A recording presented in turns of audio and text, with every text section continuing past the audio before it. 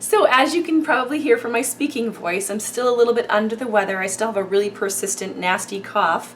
It's keeping me up at night. I haven't slept well in a week and a half. It's terrible.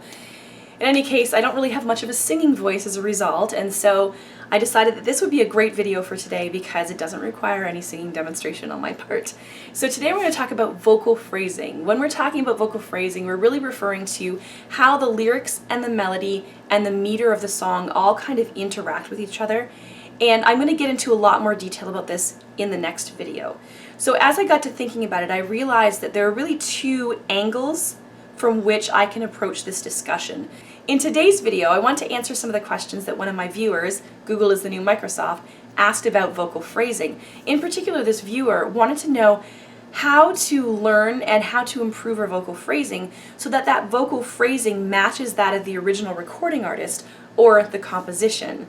It's really common for us to be able to sing along just fine with the original recording artist, but when we remove those vocals from the mix, when we remove those prompts that we tend to get from the original recording artist, and we start to sing along to backing tracks, our timing, our phrasing can go a little awry. And so today I want to talk about some of the reasons why I believe our vocal phrasing can get thrown off when we go to sing the song on our own, and also offer some suggestions for improving that. And in the second video, I want to talk about how we can manipulate and individualize our vocal phrasing within certain parameters. We do have to remember that we are somewhat bound by the original composition, by the rhythmic framework, by the lyrical framework, and by the melody of the original composition. But there are ways in which we can individualize that vocal phrasing somewhat in order to put our own little spin on it and also to create different layers of phrasing that give it a different effect, give the vocal phrase a different meaning, heightened artistic impact. And we can do this in ways that will contribute to the composition and not detract from it. So why do some of us have such difficulty matching our vocal phrasing to that of the original recording artist? Well, as I see it, there are really three primary reasons why this might be the case. The first is that we lack technical security. And so we tend to default to what our bodies know how to do and what tends to be easiest and maybe even psychologically safest for us.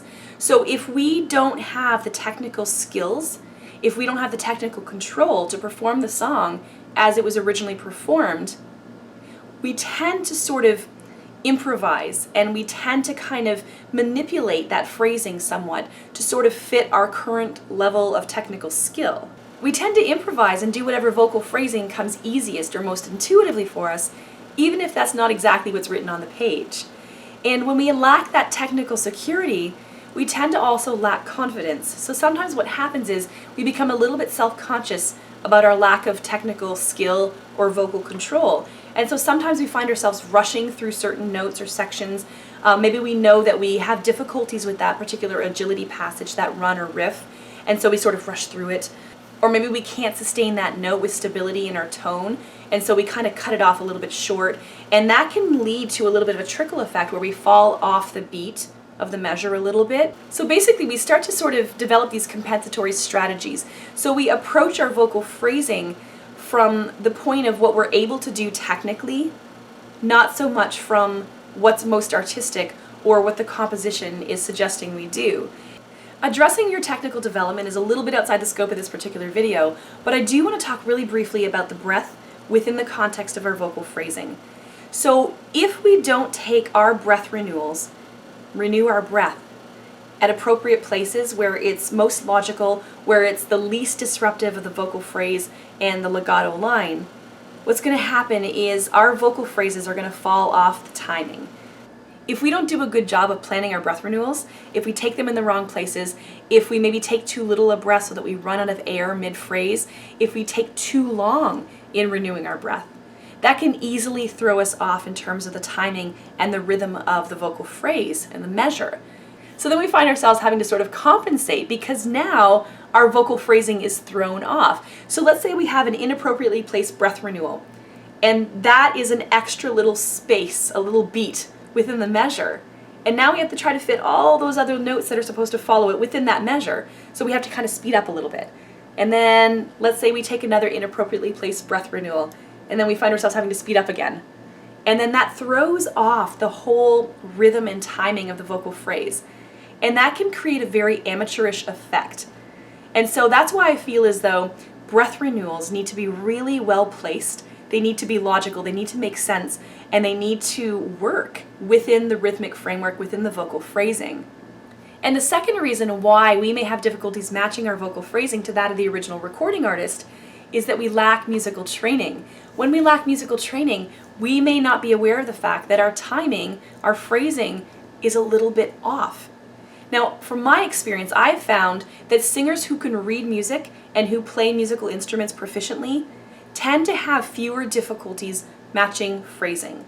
They tend to have fewer timing issues, and that's because they've learned right from the start to count all their notes and to determine before anything else which musical duration each note, each syllable gets assigned. That's really, really important. That's what we're going to talk about a little bit more today.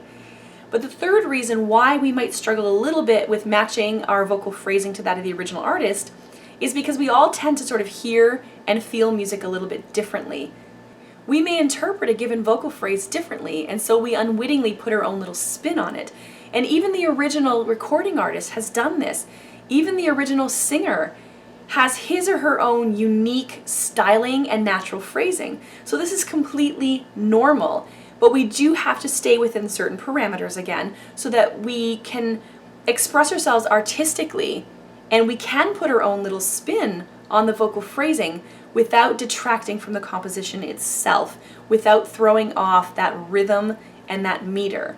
And then again, that's what we're going to talk about in the second video on this topic.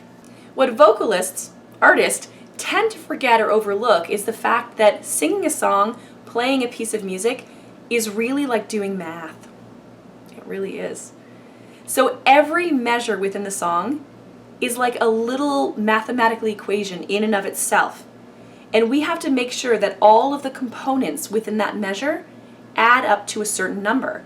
And that number is determined by the time signature. And the time signature basically dictates the meter of the vocal phrase. When we're talking about meter, we're talking about how we count. So yes, folks, we have to learn to count. Even artists have to know how to count.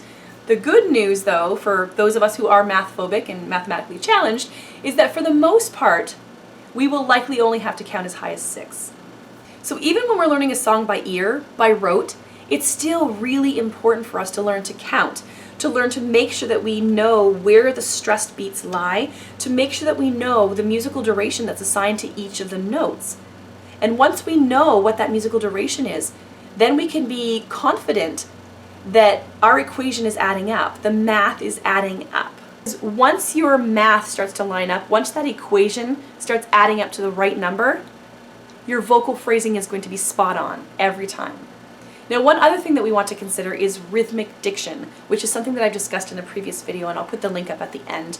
With rhythmic diction, essentially, we have a certain number of words, speech sounds, syllables that we have to fit within the rhythmic framework of the composition. And we want to make sure that we're not taking from one to give to another. So we don't want to sit too long on a given consonant or a given syllable, because if we do that and that's not what the composition is calling for, that can really throw off our vocal phrasing.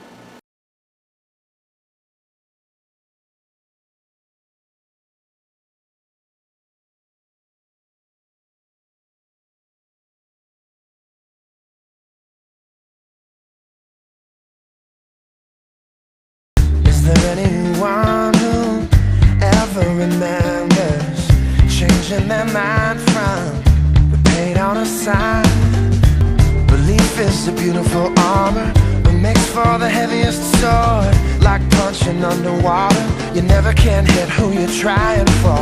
Is there anyone who ever remembers changing their mind from the paint on a sign? Belief is a beautiful armor, but makes for the heaviest sword. Like punching underwater, you never can hit who you're trying for.